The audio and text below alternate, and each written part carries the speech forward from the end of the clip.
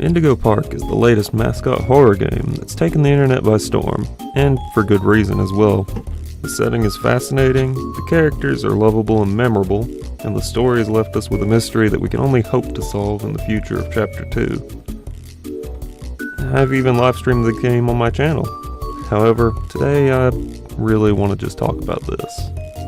Okay, I'll let you go. See you next time, buddy. Please? Oh. This is the exact moment where I sort of choked up, and I ended the live stream pretty quickly after that. You might be wondering, but why? And it's because of something that happened in my past. In the story of Indigo Park, at least as far as I've been able to tell, the Rambly AI was left sitting in the park abandoned for roughly 8 years, alone. Of course, I could keep going on about how Rambly is probably the main villain of the game, but this is where it hits close to home for me. I was abandoned at an amusement park when I was little. Alright, story time. When I was around 12, I went on a trip with a church group to Six Flags in Georgia. I remember being super excited for the day. A few of my friends at the time were in my designated group to walk around the park together. I walked around with my friends, excited to go on some rides, play some games and all, but I figured before I got on any rides, it'd be wise to stop and use the restroom. I very clearly told my friends I need to run to the restroom, and I remember them looking at me and acknowledging it. I remember just asking them to hang out for a second, and again, they acknowledged me.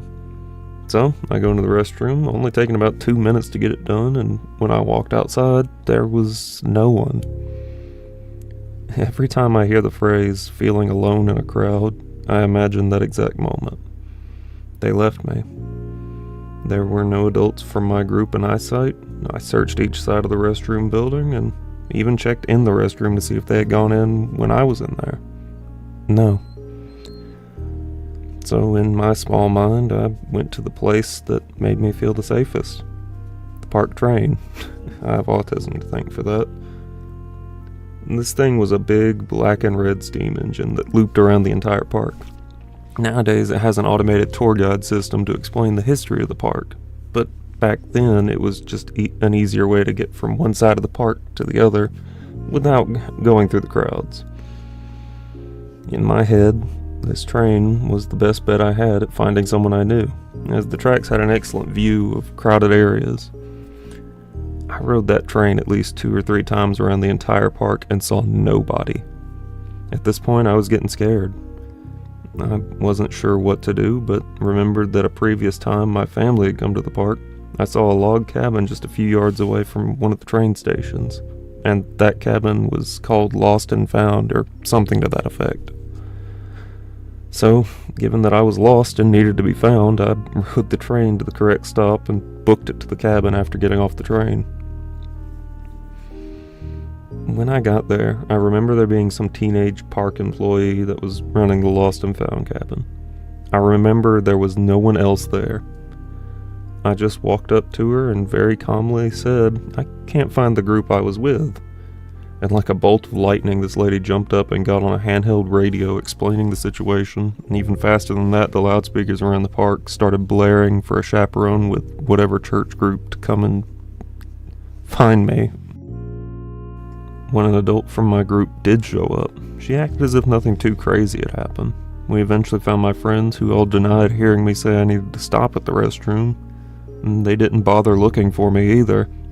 I was able to try and enjoy the rest of the day, but being alone for roughly 2 hours in an amusement park as a youngling is one of the few truly horrific things that I've experienced in life. And now that I look back on it, literally anything could have happened. If someone with the wrong intentions had found me, I would have been gone in a heartbeat. Just another missing person case that you would watch a YouTube video about at 1 a.m. for a good spook. I was extremely trusting of others when I was younger, and I know I would have fallen for just about any bait that could have been thrown my way. I'm just glad that I was able to move towards an objective with a look of enough intent that maybe I didn't look like an easy target. Staying on the train meant that I was constantly near a park employee, the engineer and accompanying guide, so 2 actually. Then, obviously, the absolute legend of a park employee that was able to handle the entire situation without causing any real alarm in my young mind. Whoever that person was, I'd love to thank them for what they did that day, but I know I'll probably never find them now. Wherever they are, I hope they're doing good. It was a traumatic experience for me, leading to the development of a fear of being abandoned or abandonment issues. It's not something I experience too often, but when I do, it's dreadful, heartbreaking.